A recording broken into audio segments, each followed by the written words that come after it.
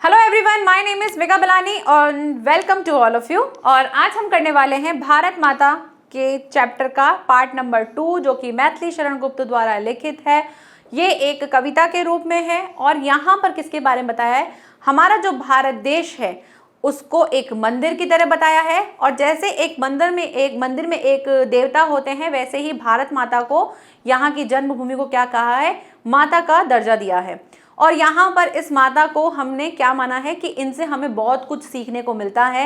यहाँ पे विभिन्न धर्मों के जो लोग हैं उनका सम्मान किया जाता है, उनकी संस्कृति, उनके आदर्शों, उनकी भावनाओं को हम एक समान देखते हुए उन सभी को जो है वो ग्रहण करते हैं। इसी चीज को आगे बढ़ाते हुए आगे देखते हैं कि उन्होंने और क्या क्या कहा है। तो स्टार्ट करते हैं। यहाँ से हमारा तीसरा पद शुरू होता है, जिसमें क्या दिया है? सब तीर्थों का एक तीर्थ यह, हृदय पवित्र बना ले हम। आओ यहाँ अजात शत्रु बन, सबको मित्र बना ले हम। रेखाएं प्रस्तुत हैं, अपने मन के चित्र बना ले हम। 100 आदर्शों को लेकर एक चरित्र बना ले हम। ठीक है, बना ले, इस पे यहाँ पे चंद्र बिंदु लगा देना। क्या कह रहे हैं कि सब तीर्थों का एक तीर्थ है। भारत को क्या कहा है? तीर्थ का बोला गया है कि हर जगह तीर्थ करके आ जाओ। तो भारत को एक तीर्थ स्थल के रूप में कहा है कि ये क्या है? सभी तीर्थों में महान तीर्थ है। और इस भारत भूमि को, जैसे हम लोग तीर्थ यात्रा करने जाते हैं, किस लिए जाते हैं? कि हमारा कल्याण हो जाए। वैसे ही भारत को आप, पूरे भारत को आप एक तीर्थ स्थल मानो।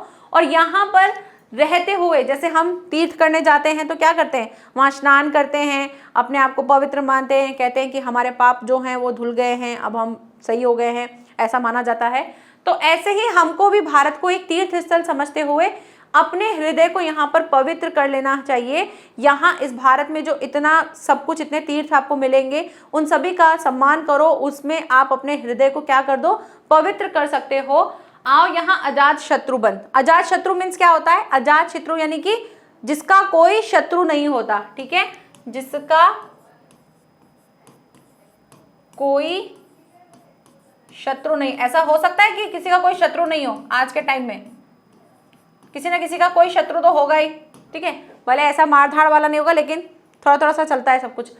तो ऐसे हम बन जाएं यहाँ पर रहते हुए कि ऐसे व्यक्ति बन जाए कि जिसका कोई शत्रु ही नहीं है। यानी अगर हमने अपने आप को इस तरह से बना लिया कि हमारा कोई शत्रु नहीं है, कोई हमारा बुरा नहीं चाहने वाला है, सबको मित्र बना ले हम। और यहाँ पर जितने भी धर्म के लोग हैं, जैसे भी संस्कृति है, कोई भी संप्रदाय हो, कोई भी चीज हो, हम सभी को कैसे बना ले? मित्र बना ले। यानी आपस का जो लड़ाई झगड़ा है उसको खत्म कर दें। अलग अलग धर्म के लोग हों, कैसे भी हैं, सभी मिलजुल कर साथ में रहें, बिल्कुल एक मित्र की तरह। रेखाएं प्रस्तुत हैं, अपने मन के चित्र बना ले हम। हमारे पास रेखाएं प्रस्तुत हैं, हमको दिख रही हैं, बहुत सारे लोगों द्वारा किए गए कार्य दिख रहे हैं। हमको अपने अंदर क्या बनाना है? मन के चित्र। हमें अपने मन में एक चित्र बना लेना है कि मुझे हमेशा लोगों के साथ साथ साथ रहना है, अपने भारत को एक मानते हुए कि ये सारी संस्कृति एक है, विभिन्नता में एकता है। ये वाली बात जो है, इस चित्र को अपने मन में बसा लें और इसको बनाते हुए अपने देश के लिए आगे बढ़ें। 100 आदर्शों को लेकर एक चरित्र बना ले हम। हमारे इस जन्मभूमि पे बहुत सारे आदर्श, यानी कि बहुत सारे महापुरुष आए हैं और उन महापुरुषों के अलग अलग आदर्श हैं। उनसे हमें बहुत कुछ सीखने को मिलता है। तो यहाँ पर जितने भी महापुरुष हैं, उनके द्वारा किए गए जो भी कृत्य हैं, उनके द्वारा जो भी किए गए कार्य हैं, उन्होंने जो भी अपने देश के लिए किया है, वो सारी चीज़ों को हमको समझते हुए हमको क्या करना है? उनसे सीखना है और अपना एक चरित्र जो है उसको हमें बनाना है। यानी यहाँ पर भारत में रहते हुए हमको क्या करना है? जैसे एक तीर्थ है, तीर्थ स्थल पर हम जाके अपने आप को पवित्र करते हैं, तो भारत भी हमारे लिए क्या है? एक तीर्थ स्थल है। और यहाँ पर रहते हुए हमें अपने हृदय को पवित्र करना है। यहीं पर रहते हुए हमको कैसे रहना है? ऐसा बन जाना है जैसे हम क्या हैं? एक अजात शत्रु हैं, यानी जिसका कोई शत्रु नहीं है, और सबको मित्र बना ले हम। यहाँ पर इस बात को कहा है। और साथ ही साथ जितने भी महापुरुष यहाँ पर आए हैं उनसे हमें सीखना चाहिए और उनको सीखते हुए अपने चरित्र का निर्माण करना चाहिए, अपने चरित्र को और अच्छा बनाना है। ये सारी चीज़ें हमें कहाँ से मिलती है? वो सभी की सभी चीज़ें हमको यहीं इस भारत भूमि, इस भारत माता से सीखने को मिलती है। जैसे हम माता से संस्कार लेते हैं वैसे ही हमको यहाँ पर भी इस भारत माता से, इस भारत से बहुत सारे संस्कार जो हैं वो सीखने को मिल रहे हैं, जिनको हमें अपने जीवन में लेना है। अब देखो यहाँ पे जरूरी नहीं इतनी सारी चीजें लिखी हुई थी, लेकिन जब आप व्याख्या करोगे तो आप इस व्याख्या को इस तरह से कर सकते हो। अब मैंने जो अभी बोला है वो हो सकता है लिखे हुए से थोड़ा सा डिफरेंट हो, क्योंकि मैंने अपने व्यूज दिए हैं, मैंने अपने शब्दों का चयन किया है, तो आपको सिर्फ एक अंडरस्टैंडिंग लेनी है, फिर उसके अकॉर्डिंग अपनी व्याख्या को करना है। बस आपको ध्यान रखना है कि मात्राएं सही हो, साथ ही साथ आप जो शब्द ले रहे हो वो शब्द बिल्कुल सेट हो रहे हो। शब्दों का चुनाव जो है बहुत अच्छा करना, ताकि जितना लिखो वो बहुत इफेक्टिव भी लगे। ठीक है, आगे बढ़ते हैं, नेक्स्ट देखते हैं इसका संदर्भ और प्रसंग। संदर्भ प्रस्तुत काव्यांश हमारी पाठ्य पुस्तक के काव्य खंड में संकलित कवि मैथिली शरण गुप्त द्वारा रचित भारत माता का यह मंदिर जो है, मंदिर यह शीर्षक कविता से उद्धृत है। प्रस्तुत पंक्तियों में भारत भूमि को एक सर्व प्रमुख तीर्थ कहते हुए कवि इस देश के निवासियों के पारस्परिक संबंध का चित्रण किया है। साथ ही भारत भूमि को महापुरुषों का देश बताते हुए उनके चरित्र का अनुकरण करने की भी क्या दी है? प्रेरणा दी है। तो ये आप अपने पद को पढ़ के उसमें से आप अपने प्रसंग को लिख सकते हो 1 से 2 लाइनों में। व्याख्या शुरू करते हैं। कवि का कथन है कि संसार में अनेक ऐसे तीर्थ स्थल हैं जिनको पावन मानकर लोग उसके दर्शन करने जाते हैं और कुछ तीर्थों पर जाकर पूजा पाठ भी करते हैं सब लोग। भारत तो इन सब तीर्थों का भी तीर्थ है और विश्व के समस्त तीर्थ स्थानों में सर्वाधिक महत्व का तीर्थ स्थान है। इस तीर्थ स्थान में हम अपने मन की संपूर्ण कलुषताओं, यानी जो भी गलत चीजें हैं उनको मिटा करके अपने हृदय को अधिकाधिक पावन बनाएं और समग्र मानव जाति के प्रति अपनी भावना और विचारों को अधिकाधिक विराट करें, यानी बड़ा करें। सबको अच्छी नजर से, सम्मान की नजर से देखें, छोटी सोच नहीं रखें। यही नहीं, हम अपने व्यक्तित्व एवं चरित्र में प्रेम, करुणा, सहानुभूति आदि के उन भावों को विकसित करें जिनसे हम अजात शत्रु बन जाएं, अर्थात इस संपूर्ण जगत में हमारा कोई शत्रु ही न बन पाए। इस प्रकार हम समस्त संसार वासियों को अपना मित्र बनाने में सफल हो तथा हम शत्रुओं के दिल जीतने में भी समर्थ हो जाएं। इस पावन और अद्भुत देश में अपने मन में निहित जो स्वप्न है, आदर्श हैं, कल्पनाओं को साकार करने या अंतर्निहित योग्यताओं में प्रस्फुटन के लिए समस्त संभावनाएं विद्यमान हैं। अब ये लाइनें क्या है? ये ऐड हो रखी है एक्स्ट्रा, सबने अपने अपने मन से लिखी हैं, तो आप इसमें अपने मन से कुछ भी लिख सकते हो। इसके लिए हमें अपने इस महान देश के सभी प्रकार की प्रेरणाएं जो हैं, मार्गदर्शन जो हैं, सुविधाएं जो हैं वो उपलब्ध हैं, उनको हमें अपने जीवन में लेना चाहिए। आगे है, ये देश जो है महापुरुषों की जननी है, ऐसे महापुरुष की जिन्होंने अपने महान चरित्र और व्यक्तित्व के माध्यम से हमारे समक्ष अनेक आदर्श प्रस्तुत किए हैं। प्रेम, क्षमा, उदारता, समानता, न्याय आदि गुणों पर आधारित विभिन्न आदर्शों को हमें इस पावन धरती के महापुरुषों से उनके चरित्र के माध्यम से ठीक दर्शाया गया है। ये अनुकरणीय आदर्श इतने अधिक हैं कि हमें इन्हें खोजने की आवश्यकता नहीं है, हमको वैसे ही पता चल जाएगा, क्योंकि हमने यहाँ पर बहुत से महापुरुष देखे हैं और उनके सैकड़ों आदर्श जो हैं वो भी हमने देखे हैं, और वो सभी अपने एक ही चरित्र में ढाल ले और उन महापुरुषों के पथ पर क्या चलें, अग्रसर हो, उनके जो आदर्श हैं उनको अपने जीवन में ढालें और उन्हीं के रास्ते पर हम आगे चलते जाएं। ठीक है, ये था तीसरा पद। अब देखते हैं हमारा चौथा पद। उससे पहले हम काव्य सौंदर्य देख लेंगे। काव्य सौंदर्य क्या लिखेंगे? यहाँ भारत को एक महान देश सिद्ध करने के लिए कवि ने भारत के जिन महान आदर्श, प्रेरणाओं आदि का चित्रण किया है, उसे भारत माता का अत्यंत गरिमामय चित्रण प्रस्तुत हुआ है। कहीं कहीं कवि ने प्रतीकात्मक भाषा के माध्यम से जिन भावों का प्रस्तुतिकरण किया है वो भी बहुत अच्छा है, भव्य है। भाषा साहित्य के रस शांत है, गुण प्रसाद और अलंकार, प्रतीक और पुनरुक्ति, प्रकाश और अनुपमा अलंकार, उपमा अलंकार है। ठीक है, आगे बढ़ते हैं, देखते हैं हमारा चौथा पद क्या है।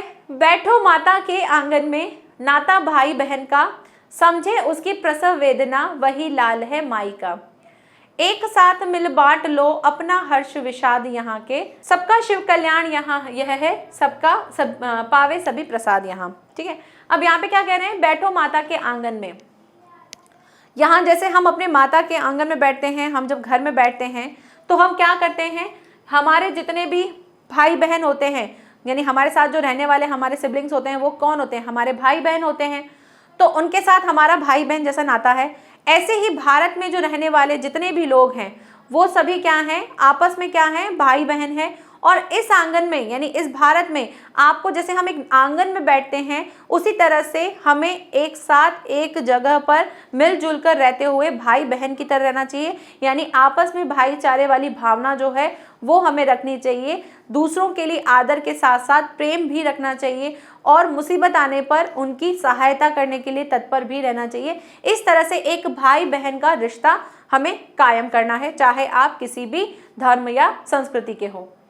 समझे उसकी प्रसव वेदना वही लाल है माई का। और यहाँ पर जितने भी रहने वाले जो लोग हैं वो क्या हैं? वो सभी क्या हैं? इस भारत माता के क्या हैं? लाल है, यानी एक उनकी संतान के समान है। जैसे एक स्त्री को प्रसव के समय पीड़ा जो होती है, उस पीड़ा की वजह से उनको कितना दर्द होता है, कितनी ज़्यादा परेशानी होती है, और अगर वैसे ही हमें भी क्या करना चाहिए? हमें भी आपस में ना लड़ते हुए इस भारत माता की पीड़ा को समझना चाहिए कि जब अगर हम कभी एक दूसरे से लड़ें या अगर एक दूसरे से भेदभाव करें तो वो एक प्रसव पीड़ा के समान हो जाती है। तो इसलिए हमें क्या रहना चाहिए? हमें आपस में प्रेम के साथ भाई बहन की तरह रहना चाहिए।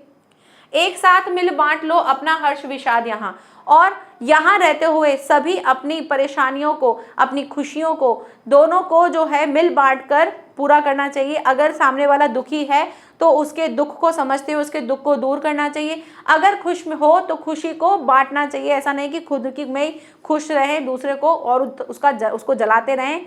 तो यहाँ पे सभी को कहा गया है कि सभी एक भाई बहन की तरह रहें। जैसे हम लोग घर में भाई बहन आपस में मिलकर रहते हैं, खुशी हो गम हो सब मिलकर बांटते हैं, वैसे ही हमको इस भारत देश में भी रहते हुए आपस में हंसी खुशी के साथ रहना चाहिए और अपने दुखों को बांटना चाहिए। सबका शिव कल्याण यहाँ है, सभी पावे सभी प्रसाद यहाँ। और इस भारत में रहते हुए ही हमारा कल्याण हो सकता है, और इस भारत से जो हमको सीखने को मिलता है वो एक क्या है? एक प्रसाद के रूप में है। ठीक है, संदर्भ और व्याख्या देख लेते हैं किस तरह से करनी है हमको। संदर्भ दे रखा है, प्रस्तुत काव्यांश हमारी पाठ्य पुस्तक के काव्य खंड में संकलित कवि मैथिली शरण गुप्त द्वारा रचित भारत माता का मंदिर यह शीर्षक कविता से उद्धृत है। प्रसंग में क्या कहा है कि जो भारत भूमि है वो कैसी है? सर्व प्रमुख तीर्थ की तरह है, और यहाँ के देश निवासी जो है पारस्परिक संबंध का चित्रण किया गया है। साथ ही भारत भूमि को महापुरुषों का देश बताते हुए उसके चरित्र का अनुकरण करने की प्रेरणा दी है। अब आप क्या करोगे? यहाँ पे महापुरुषों वाली तो लाइन आई नहीं थी, तो इसकी जगह आप क्या लिख दोगे? इसकी जगह आप लिख दोगे, इसमें आप लिख देना साथ ही भारत भूमि को जो है हमने क्या पढ़ा था इसमें कि भाई बहन की तरह रहना चाहिए, तो इसमें लिख देना साथ ही भारत भूमि पर रहने वाले सभी वासियों को, सभी भारतवासियों को आपस में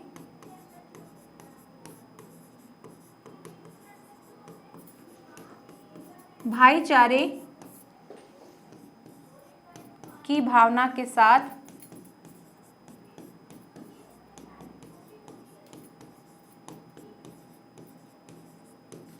रहने की प्रेरणा दी है। ठीक है, इस तरह से देखो आप अपना प्रसंग लिख सकते हो, मतलब लाइन से निकाल के अपने मन से उस वाक्य को बनाकर आप इस तरह से प्रसंग लिख सकते हो। ठीक है, राइटिंग थोड़ी सी 19-20 हो गई है। नेक्स्ट है व्याख्या। भारत भूमि के निवासियों के पारस्परिक संबंध को दर्शाते हुए कवि ने स्पष्ट किया है कि यहाँ के निवासियों में परस्पर भाई बहन का संबंध है और वे इस पावन संबंध का प्रत्येक दशा में निर्वाह करते हैं और भारत माता के प्रति अपने कर्तव्य और निष्ठा का भाव जो है जागृत करते हुए राष्ट्रकवि मैथिली शरण कहते हैं कि हमारी जननी और हमारा पालन करने वाली अपनी भारत माता की जो प्रसव वेदना है, अर्थात जन्म देते समय जो पीड़ा का जो होता है को जो भारतीय भली भांति समझता है वही भारत माता का क्या है? सच्चा पुत्र है। साथ ही हमने सबको अपना समझते हुए अपने और दूसरों के सुख दुख में सहभागी बनना चाहिए। इस प्रकार इस पावन धरा पर उन्हीं बातों को महत्व दिया गया है जो सर्व कल्याणकारी हैं, यानी सभी के द्वारा कल्याण होने वाली बातें हैं, और हमें भारत माता के मंदिर में प्राप्त ये प्रसाद के रूप में स्वीकार कर लेना चाहिए। कि हमको पता रहना चाहिए कि हम भारत में रहते हैं, अलग अलग संस्कृति है, यहाँ किसी को सुख होंगे, किसी को दुख होंगे, तो ये सारी परिस्थितियां हैं, इनको हमें एक प्रसाद के रूप में ग्रहण करना चाहिए। नेक्स्ट, यहाँ पर काव्य संध्या, कवि ने भारत माता के साथ तादात्म्य स्थापित करने वाले भावों की अनुपम अभिव्यंजना करते हुए देशवासियों को भारत माता के प्रति अपने कर्तव्यों का निर्वाह हेतु प्रेरित किया है। मतलब भारत माता के साथ साथ क्या स्थापित किया है कि इनके साथ रहते हुए हमें क्या करना चाहिए, हमें अपने जो आगे साथ साथ रहने वाली जो बाकी चीज़ें हैं उनके साथ, जो देशवासी हैं उनके साथ मिलकर रहना चाहिए और अपने कर्तव्य का क्या करना चाहिए, निर्वाह करना चाहिए। साहित्यिक हिंदी भाषा, रस, शांत, गुण, प्रसाद और अलंकार, पुनरुक्ति और उपमा। आगे बढ़ते हैं, नेक्स्ट देखते हैं हमारा अंतिम पद क्या कहते हैं। मिला सेव्य का हमें पुजारी, सकल काम उस न्यायी का, मुक्ति लाभ कर्तव्य यहाँ है एक एक अनुयायी का। कोटि कोटि कंठों से मिलकर उठे एक जयनाद यहाँ, सबका शिव कल्याण यहाँ है, पावे सभी प्रसाद यहाँ। क्या कह रहे हैं, मिला सेव्य का हमें पुजारी। यहाँ कह रहे हैं कि भारतवासी जो हैं वो क्या हैं, उनको अपने आप को बहुत धन्य मानना चाहिए और उनको समझना चाहिए कि हम क्या हैं, हम इस मंदिर के, इस भारत के एक क्या हैं, पुजारी की तरह हैं। जैसे जैसे मंदिर का पुजारी जो होता है वो क्या करता है, मंदिर की सारी व्यवस्था को वो देखता है, कब आरती होनी है, भगवानों को नहलाना है, उनको नए वस्त्र पहनाने हैं, उनका श्रृंगार करना है, मंदिर में आने वाले लोगों के बारे में देखना है, क्या है सारी मंदिर की व्यवस्था देखनी है, अगर उधर भजन कीर्तन होने हैं तो वो कब होने हैं, क्या प्रसाद बंटना है, मतलब सारी चीज़ें जो है वो पुजारी देखता है। तो ऐसे ही हम क्या हैं, हम भारतवासी भी इस भारत माता के, इस भारत देश के क्या हैं, एक पुजारी हैं और हमें इसका सौभाग्य मानना चाहिए कि हम इसके पुजारी हैं। और इसको जैसे एक पुजारी जो है मंदिर की सेवा करता है, वैसे ही हमको भी क्या करना चाहिए, अपने भारत के लिए सेवाएं प्रदान करनी चाहिए, अपने आप को हमेशा तत्पर रखना चाहिए, चाहे वो किसी भी तरह की सिचुएशन हो। सकल काम उस न्याय का, मुक्ति लाभ कर्तव्य यहाँ है। और ये जो यहाँ पर जो जगह है, जैसे कहीं पर भी अन्याय नहीं होता है, तो हमें हमेशा क्या रखना चाहिए, हमेशा न्याय को देखते हुए चलना चाहिए। इस भारत में हमेशा क्या हुआ है, न्याय होता है, कभी भी किसी के साथ अन्याय नहीं होता है। तो इसी चीज़ को हमें आगे भी इसी तरह से रखना है कि सभी के साथ न्याय हो, किसी के भी साथ अन्याय नहीं हो। मुक्ति लाभ कर्तव्य यहाँ है, यहाँ पर आपको मुक्ति भी मिलती है, यहाँ आपको लाभ भी मिलेगा और ये सारे कर्तव्य आपको निभाने हैं, चाहे आप किसी भी तरह के व्यक्ति हो। मतलब भारतवासी हैं तो आपको सभी के लिए न्याय रखना है, सभी धर्मों के साथ न्याय होना चाहिए, किसी के भी साथ अन्याय नहीं हो। जैसे पुजारी हर एक चीज़ का ध्यान रखता है, ऐसे ही हमको भी हमारे भारत देश की सभी चीज़ों का ध्यान रखना है, चाहे वो लाभ से रिलेटेड हो, चाहे हमारे कर्तव्य हो, सभी को हमें ध्यान रखना है। एक एक अनुयायी का, कोटि कोटि कंठों से मिलकर उठे एक जयनाद यहाँ। और क्या करना चाहिए, हमें एक एक अनुयायी, हम सभी क्या हैं, यहाँ के अनुयायी हैं और हमको हर एक चीज़ का हमें ध्यान रखना है, वो चाहे कैसी भी परिस्थिति हो, कैसी भी चीज़ें हो, हमारे भारत देश में कभी भी कोई आँच नहीं आए। तो इसके लिए हमको हमेशा क्या करना है, इसकी हर एक चीज़ का ध्यान रखना है। कोटि कोटि कंठों से मिलकर उठे एक जयनाद यहाँ। और यहाँ पर अलग अलग लोगों द्वारा, करोड़ों लोगों द्वारा जो कंठों से इसकी जयकार गाई जा रही है, वो क्या है, एक समान है। सभी के द्वारा, चाहे वो किसी भी धर्म के हो, सभी के द्वारा एक ही स्वर में इसकी जयकार की जा रही है। और यही चीज़ जो है हमारे भारत के लिए सम्माननीय है। सबका शिव कल्याण यहाँ है, पावे सभी प्रसाद यहाँ। और यहाँ इस भारत में रहते हुए सभी का कल्याण हुआ है और ये हमारे लिए क्या है, एक प्रसाद के रूप में है। ठीक है, देखते हैं इसकी संदर्भ व्याख्या कैसे करनी है। संदर्भ तो आपको पता ही है, प्रसंग देख लेते हैं। प्रस्तुत पद्यांश में कवि ने भारतवासियों को भारत माता की सेवा करने, अपने समस्त कार्य उसी की सेवा में समर्पित करने, मुक्ति को ही अपना परम कर्तव्य बनाने की प्रेरणा दिए कि भाई आपको हमेशा इसी भारत माता के लिए तत्पर रहना है, आपको हमेशा यहाँ पर कार्य करते हुए, और जैसे कि भाई यहीं पर ही मुक्ति मिलनी है। इस तरीके से अपने देश के लिए सेवा करते हुए अपने कार्य को करना चाहिए। व्याख्या है कि कवि ने इन पंक्तियों के माध्यम से यह स्पष्ट किया है कि भारतवासी क्या है भाई, बहुत ही सौभाग्यशाली है कि उन्हें भारत माता के मंदिर रूपी इस पूज्य देश की सेवा करने का अवसर है, जैसे कि एक पुजारी के रूप में प्राप्त हुआ है। हमारे समस्त कर्म अपने उस भारत देश और वासियों के लिए होने चाहिए, जो उनके उत्थान के लिए होने चाहिए, जहाँ किसी के भी साथ किसी भी प्रकार का अन्याय नहीं होता। प्रत्येक दशा में सबके साथ न्याय ही होता है। भारत के आदर्शों और महापुरुषों का जो भी अनुगामी है, जिसकी भी इनमें श्रद्धा है, उसे केवल मुक्ति को ही अपना क्या मानना चाहिए, लक्ष्य बनाकर अपने समस्त सेवा भाव पर आधारित कर्मों का निर्वाह करना चाहिए। हमको हमेशा जो महापुरुष हैं उनके आदर्शों को लेते हुए मुक्ति को ही अपना साधन मानना चाहिए और उन्हीं चीज़ों को लक्ष्य बनाकर उस पर कार्य करना चाहिए।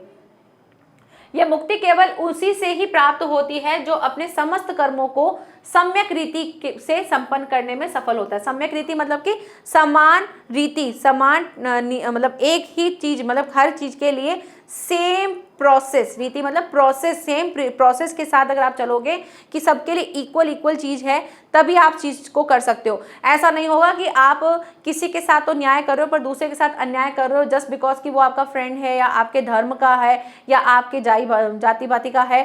तो इस चीज को देखकर नहीं करना है, सम्यक रीति रखनी है, सभी के लिए समान चीज रखनी है, तभी आप क्या है, न्याय कर सकते हैं। हमारी यह भारत माता जो है इतनी पावन और महान है कि देश के समस्त करोड़ों भारतवासी जो हैं वो एक स्वर में इसकी जय जयकार करनी चाहिए। इस प्रकार हमारी यह महान भारत भूमि सभी के लिए समान रूप से मंगलकारी है और हमें इससे जो भी प्राप्त हुआ है उसको हमको सबको क्या मानना चाहिए, प्रसाद के रूप में ग्रहण करते हुए अपने आप को सौभाग्यशाली मानना चाहिए। लास्ट इसका देख लेते हैं काव्य सौंदर्य। तो काव्य सौंदर्य है, यहाँ भारत भूमि के प्रति अपने कर्तव्यों के निर्वाह की प्रेरणा का बड़े अनुपम ढंग से चित्रण हुआ है। कवि ने समस्त भारतवासियों को अपने तन मन से अपने देश की सेवा करने हेतु उद्बोधित किया है। भाषा साहित्यिक हिंदी है, रस शांत, गुण प्रसाद और अलंकार उपमा एंड अनियोक्ति प्रकाश जो है वो अलंकार मिल रहे हैं। ठीक है, तो यहाँ पर हमारा चैप्टर कंप्लीट होता है।